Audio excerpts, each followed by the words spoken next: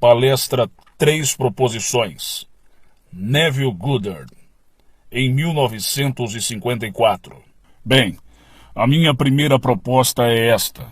O estado individual de consciência determina as condições e as circunstâncias de sua vida. A segunda proposição é que o homem pode selecionar o estado de consciência, com o qual deseja ser identificado. E o terceiro segue naturalmente. Portanto, o homem pode ser o que ele quer ser. Se a primeira proposição é verdadeira, que o estado de consciência do indivíduo é a única causa dos fenômenos de sua vida, então a pergunta normal e natural que é feita: por que ele não o transforma em um estado mais desejável, se ele pudesse mudá-lo? Bem, isso não é tão fácil quanto parece. Hoje vou dar-lhe uma técnica para torná-lo mais fácil, mas o homem acha muito difícil deixar as coisas para que ele tenha se acostumado. Estamos todos crescidos presos no habitual. Pode parecer estranho, mas um desenho muito sórdido apareceu há anos, ou seja, durante a última guerra. Você pode ter visto, ele saiu no New Yorker, e foi por George Price. Nele está uma única pequena sala, uma pia cheia de pratos sujos, gesso caindo das paredes, e essas duas pessoas de meia idade, ela sentada em uma cadeira lendo uma carta, cabelo desarrumado e emaranhado, e ele com roupas rasgadas, e os pés presos sobre a mesa e meias expondo buracos. E a legenda da imagem é esta. Ela está lendo uma carta do seu filho soldado no exterior. Ele diz que está com saudades de casa.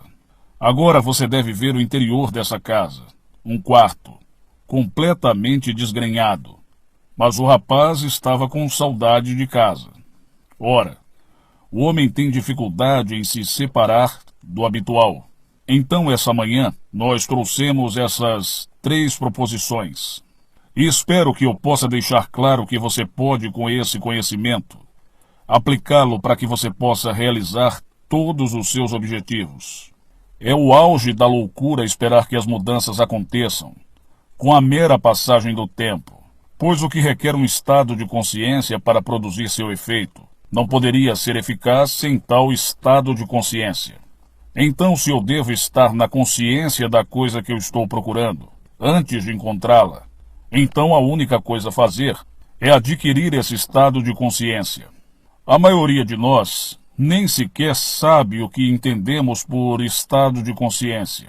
Para aqueles que estão aqui pela primeira vez, é simplesmente entender que significa estado de consciência a soma total de tudo que um homem acredita, aceita e consente como verdadeiro. Agora não precisa ser verdade. Pode ser, mas não precisa ser verdadeiro. Pode ser falso. Pode ser uma meia-verdade. Pode ser uma mentira. Pode ser uma superstição. Pode ser um preconceito. Mas a soma total de tudo que um homem acredita constitui seu estado de consciência. É a casa em que ele permanece. E enquanto ele permanece naquela casa, problemas similares o enfrentarão. As circunstâncias da vida permanecerão as mesmas. Ele pode mover-se fisicamente pelas extremidades da terra, mas encontrará condições semelhantes. Ele não pode ficar longe da casa em que ele permanece. A Bíblia fala dessas casas como mansões do Senhor. Fala delas como cidades. Fala delas como salas altas. Todos os tipos de palavras são usados para descrever estados individuais de consciência. E o apelo na Bíblia é sempre mover-se para fora e ocupar o andar superior, significando mover acima, a um nível mais elevado dentro do eu. Agora, se você não sabe o estado em que você permanece, é uma técnica muito simples que você pode empregar para descobrir esse estado. Para o homem habitando em um estado, e todos nós moramos em estados, poderia facilmente descobrir o estado ouvindo dentro e observando suas próprias conversas mentais internas, pois o estado está cantando sua própria canção e se revela no discurso interior do homem. Se você ouvir atentamente e sem crítica para o que você está dizendo interiormente, você vai descobrir o estado. E não vai surpreendê-lo que as coisas são como elas são, para você ouvir dentro de si a causa dos fenômenos da vida. De modo que o que você está dizendo e fazendo interiormente, do que o que você externamente sabe, ou aparentemente externamente expressar. Assim, quando um homem sabe o que interiormente ele está fazendo, então ele pode mudá-lo. Se você nunca observou sem crítica suas reações à vida, se você é totalmente inconsciente de seu comportamento subjetivo, então você está inconsciente da causa das coisas em seu mundo. Mas se você se tornar consciente do estado, então você simplesmente pode mudá-lo. Agora, aqui está uma técnica que eu encontrei mais útil e acho que funciona como um milagre. Qualquer um pode fazê-lo. Sei que alguns de vocês aqui possivelmente vêm de caminhos de vida ortodoxos extremos. E pode parecer estranho para vocês até estarem aqui, mas asseguro que vocês não estão sozinhos. Muitos de seus líderes no campo ortodoxo procuram uma audiência com o orador. Muitos rabinos estiveram em minha casa, muitos sacerdotes e muitos líderes protestantes. Muitos deles. Eles vêm à minha casa para interpretações do livro que publicamente eles não ousariam dar qualquer interpretação diferente da interpretação literal mais extrema. Portanto, não se surpreenda se você ouvir coisas aqui que podem assustá-lo. Seus líderes estão assustados. Mas esta é uma técnica muito útil que eu encontrei. Em primeiro lugar, o homem permanece para sempre na presença de uma energia infinita e eterna, da qual todas as coisas procedem, mas segue padrões definidos. Simplesmente não sai do homem e cristaliza nas coisas de uma maneira estranha e desordenada. Segue-se uma pista definida, e a pista que segue é estabelecida pelo próprio homem, em suas próprias conversas internas. Assim, embora o homem seja chamado a mudar o seu pensamento, para que ele possa mudar o seu mundo, pois nos é dito: transforme-se pela renovação de sua mente. O homem não pode mudar seu pensamento, a menos que mude suas ideias, porque pensa em suas ideias. Então, se eu mudar e me transformar, devo colocar novas faixas. E as faixas que eu coloco são sempre estabelecidas em minha própria conversa interna. Então, o que eu estou dizendo agora quando aparentemente estou sozinho? Posso me sentar nessa cadeira, ou ficar aqui, ou andar pelas ruas. E não consigo parar de falar. O homem não percebe que ele está falando, porque ele nunca é o suficiente para ouvir a voz falando dentro de si mesmo. Mas interiormente ele está sussurrando o que está acontecendo externamente como condições e circunstâncias. A maioria das coisas que ele sussurra é negativa, em justificar seu comportamento. Não há necessidade de justificar. Ele está justificando o atraso, ou desculpando o fracasso, ou está discutindo, ou está julgando durante ou está condenando. Muitos de nós têm afeição secreta por dores. Não queremos ser apreciados por certas pessoas. Nós apenas não gostaríamos que eles gostassem de nós. Nós simplesmente não queremos que certas coisas ocorram em nosso mundo, embora elas possam trazer um maior conforto e uma maior satisfação. O homem tem um sentimento peculiar, estranho, um pouco de afeição pela sensação de ser indesejado, ou o sentimento de ser ferido. E ele gosta de falar sobre isso. Bem, tente puxar esse homem para fora daquele estado habitual. Seria tão difícil como manter aquele menino soldado longe daquela sala sórdida. Ele volta para dentro das salas sórdidas dentro de si mesmo. Você não vê pratos sujos dentro de si. Mas se você pudesse ver apenas o estado psicológico interno, em que a maioria de nós permanece, veríamos um quarto muito mais sujo do que aquele que George Price ilustrou na revista New Yorker. São todos pratos sujos dentro de nós. No lado de fora nós os lavamos. Mas nós somos ditos na Bíblia: Deixamos o interior sem lavar, e nós nos tornamos sepulcros brancos. Agora, se eu sinceramente desejo mudar meu mundo, não há ninguém no meu mundo que eu preciso mudar, mas eu mesmo. Eu não preciso mudar você como um indivíduo, mas eu preciso mudar minha atitude em relação a você. Se você não gosta de mim, ou se eu acho que você não gosta de mim, ou se o seu comportamento me ofende, a causa da minha ofensa não está em você e seu comportamento, mas eu devo procurar essa causa dentro de mim. Agora, se estou sério e sou honesto sobre a minha busca, vou encontrá-lo. E vou encontrar isso interiormente quando penso em você. Nunca é uma conversa agradável quando estou com você. Então deixe-me sentar agora e trazer você diante dos meus olhos.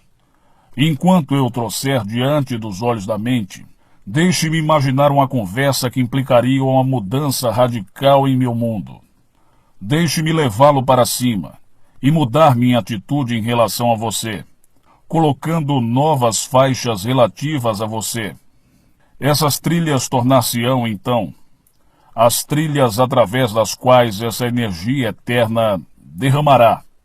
Uma energia que é somente pensar, mover-se através das trilhas estabelecidas, em minhas próprias conversações internas. Resultará em mudanças em meu mundo exterior. Agora, se eu repetir as conversas e fazê-lo com mais frequência, então ele se torna um hábito. E eu vou descobrir que quando eu estou sobre o negócio do meu pai no mundo exterior, eu sou interiormente, através do hábito de levar essas conversas mudadas e mais bonitas. Agora, uma transformação da consciência, definitivamente, resultará em uma mudança de ambiente e condições. Mas eu significo a transformação da consciência.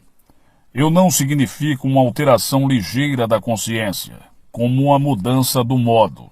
É bom mudar um humor de algo desagradável para um adorável. Mas eu quero uma transformação, e por transformação eu quero dizer que quando um estado para o qual me mudei e me movo tantas vezes, ele deve se tornar um hábito.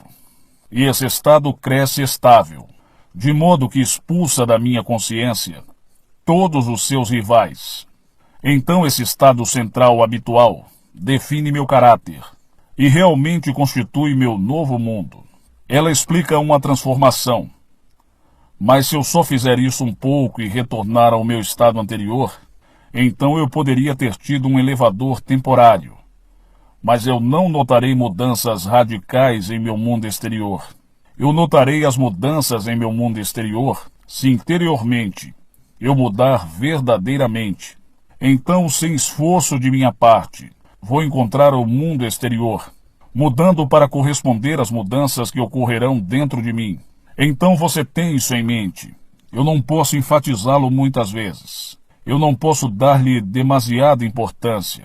Esta coisa maravilhosa chamada habilidade do homem para falar dentro de si, e sem a ajuda de ninguém no mundo, sentado sozinho em casa, você pode construir uma frase que implicaria a realização do ideal.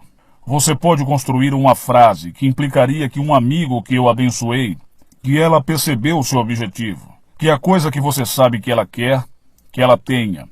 Então o que ela diria para você, se ela tivesse percebido isso?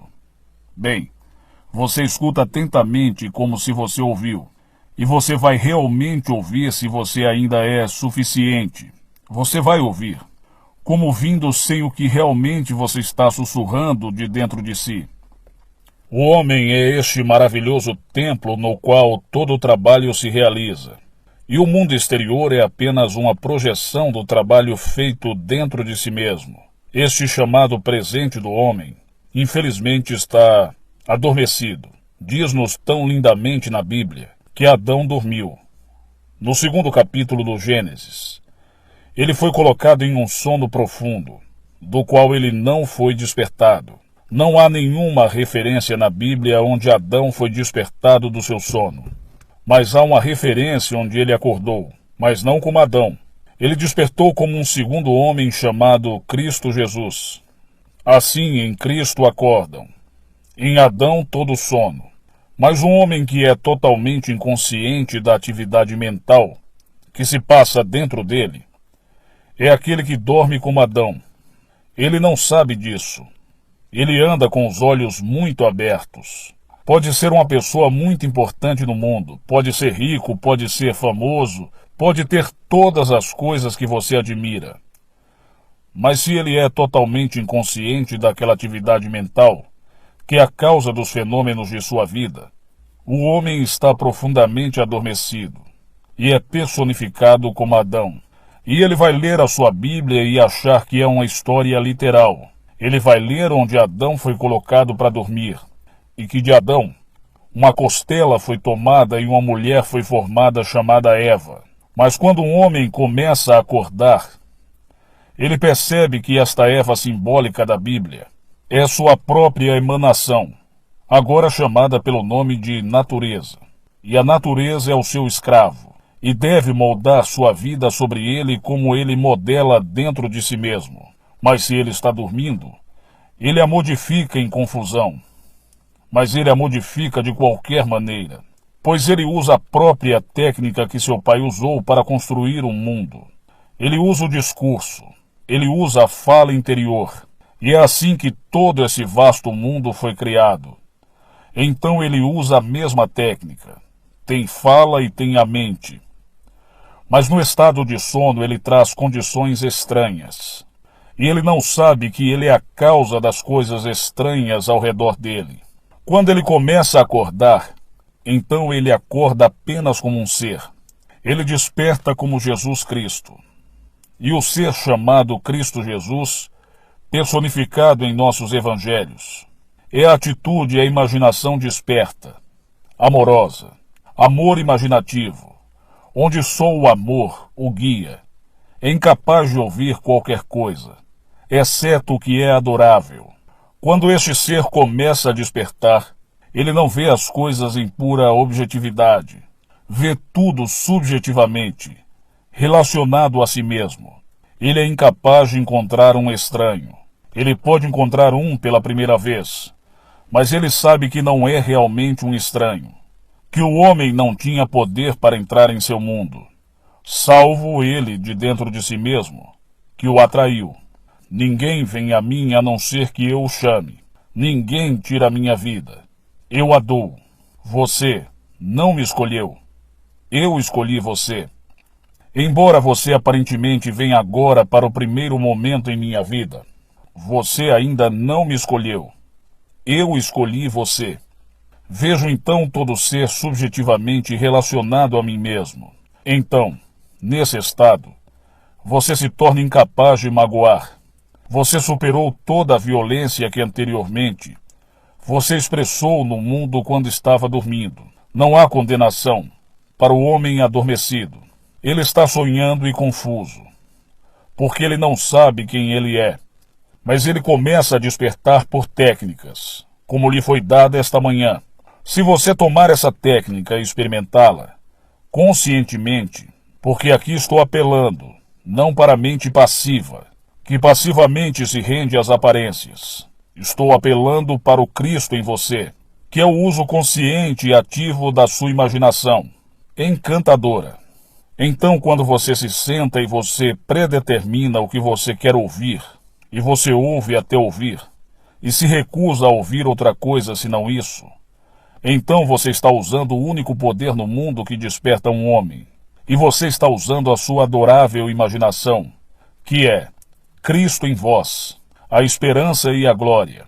Aqui está uma senhora. Na semana passada ela ouviu a história da revisão. Seu marido a chama, tem um grande negócio. Ele corre em uma fortuna. Ele tinha enviado 600 pés de filme, e eles retornaram o filme. Apenas os primeiros 300 foram bons. Os segundos 3 eram insucessos, como eles chamam. Não havia nada sobre ele.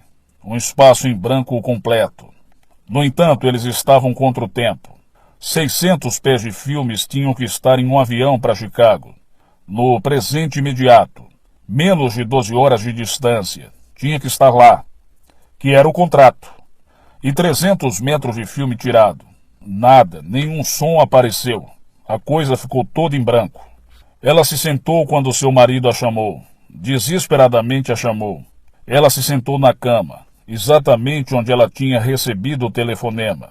Colocou o receptor e sentou-se no silêncio, até que ela ouviu dentro de si aquele telefone, tocando, e através desse fio a mesma voz, mas agora não uma voz ansiosa, mas uma terna voz, amorosa, que era do seu marido, explicando que a coisa toda tinha sido resolvida.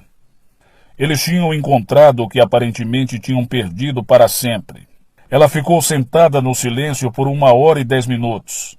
E lá ela ouviu e ouviu até que seu corpo inteiro ficou imóvel, em ouvir apenas o que ela queria ouvir. E em 1 hora e 10 minutos, depois, ainda em silêncio, o telefone tocou. Era o seu marido chamando para dizer que Acme o chamou apenas para explicar e se desculpar. Foi seu erro. Eles tinham encontrado os 300 metros de filme desaparecidos. E não havia nenhum fracasso. Não era um espaço em branco. A coisa toda estava perfeita. Agora a pessoa comum, não conhecendo essa lei da revisão, ou mesmo aqueles que a conheciam, teriam aceitado como definitiva a evidência do sentido, e recebendo notícias que pareciam tão factuais, que teriam entrado em desespero. Mas a senhora ouviu e agiu sobre isso.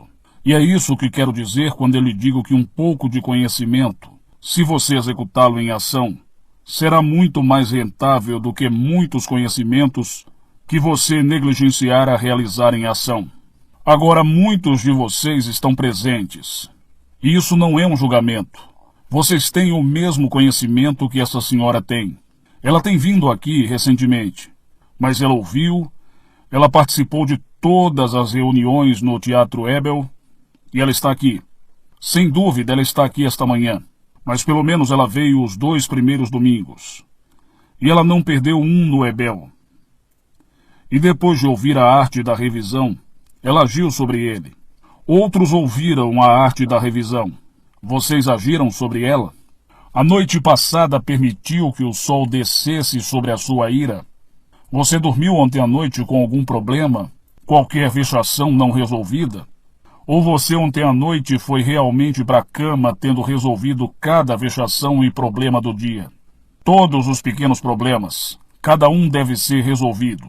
Você reescreve o jogo.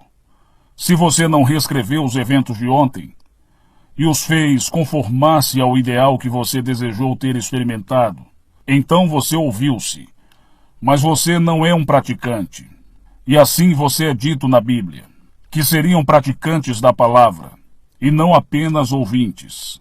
Pois se você é um ouvinte e não praticante, então você é como um homem que vê o rosto no vidro, e se vira e logo se esquece de que tipo de homem ele é. Mas se você é um fazedor, e não um ouvinte esquecido, então você será abençoado com a ação, pois você vai olhar para a lei da liberdade, e você vai se libertar. E libertando-se, você será abençoado com a ação. Para aqueles de vocês que são estudantes da Bíblia e querem verificar isso, leiam o livro de Tiago. Você encontrará essa história no 1º capítulo da Epístola de Tiago, onde ele olha e se liberta. Bem, ele se libertou ouvindo até ouvir exatamente o que ele queria ouvir. E ela ouviu 1 hora e 10 minutos depois. Agora, a maioria das pessoas que eu digo que não teria agido sobre ele, por hábito eles teriam se preocupado. Eles teriam se enfurecido e se preocupado. E naquele mesmo dia ele tinha trazido para casa a notícia negativa que, sem dúvida, ele teria. Ambos teriam dormido, permitindo que o sol descesse sobre a sua ira. Mas agora você sabe que não há nada de fora para mudar. Que a primeira proposição é verdadeira. Que o estado de consciência do homem, que significa simplesmente tudo o que ele aceita, tudo o que ele acredita, tudo o que ele consente, que ele sozinho é a causa dos fenômenos da sua vida. O homem pode mudar seu estado de consciência e, portanto, o homem pode determinar as condições de sua vida. Mas a passagem do tempo não fará nada. O tempo é apenas uma facilidade para mudanças na experiência, mas não pode produzir a mudança. É simplesmente o que permite que as mudanças ocorram, mas não as produz. O espaço nos dá a facilidade para a experiência e o tempo para mudanças na experiência. Mas de si mesmo eles não fazem nada. Devemos operar o poder. E assim o indivíduo, se ele não se tornar o operador, então ele vai esperar em vão. Assim, ninguém aqui nesta manhã de fato, ninguém que vem aqui durante o ano, deve jamais se permitir culpar o outro. Nunca se permite justificar o fracasso, pois está apenas traindo sua própria falta do uso desta lei. Qualquer um que você ouvir que está reclamando de um terceiro, ele não tem ideia de como ele está traindo a si mesmo. Ele está dizendo-lhe de seus próprios pratos sujos dentro de si mesmo, mas ele não sabe. Ele pensa que é naquele que ele está julgando agora. Mas enquanto fala com você, ouça atentamente e veja o que deve ser lavado dentro dele. E assim você o ajuda. No olho de sua própria mente, reescreva o script que você ouviu. E quando você deixá-lo, apenas imagine que você ouviu uma conversa mais bonita do que aquela que você ouviu. Basta reescrevê-la, para ele, e de alguma maneira estranha, levantá-lo dentro de você, pois essa é a sua tarefa. É a minha tarefa. Não estamos aqui para condenar, estamos aqui para redimir. Tendo despertado, nós encontramos Cristo em nós, como nossa própria imaginação, e assim nosso dever. Como é dito, o dever de Cristo é fazer a vontade daquele que me enviou. E a vontade daquele que me enviou é que de tudo o que ele deu, eu não deveria perder nada. Então, aqui nesta manhã, acredite nessas proposições. E depois de acreditar nelas, faça algo a respeito. Saia e tome o que lhe dissemos. Sobre a fala interior. É verdadeiramente a maior das artes. Você ouve e só ouve o que você quer ouvir. Você pega sua mão imaginária e a coloca na mão de um amigo. A mão imaginária de um amigo. E lá você o felicita pela sua boa fortuna. Se você quer parabenizá-lo, você se permite ser felicitado. Você não dobra a cabeça. Mantém a cabeça erguida. E aceita o parabéns. E quando você o felicita, imagina que ele está plenamente consciente do bem que já é dele. E ele aceita esses parabéns. E torna o contato real. Isso é verdadeiramente entrar no reino dos céus. Pois você entra no reino. E o reino está dentro de você. Não está fora. E você sempre entra no reino por uma comunhão amorosa e sábia. Você pode entrar no reino a cada momento. Andar de carro, andar de ônibus, e com toda a conversa e fofoca. Você pode entrar no reino e abençoar um amigo, apenas imaginando que o amigo está com você, e você o está felicitando pelas boas notícias que você ouviu a respeito dele. E ouça como se ele tivesse respondido realmente. E naquele momento você realmente o abençoou. Ele pode estar a 1000 milhas de distância. Mas a partir desse momento em que as coisas começam a se agitar dentro do seu mundo, para você ter trazido uma mudança dentro da estrutura de sua mente, e a cada modificação da estrutura da mente de um homem, isso deve resultar em correspondentes mudanças externas. Então você traz essas lindas mudanças dentro de você,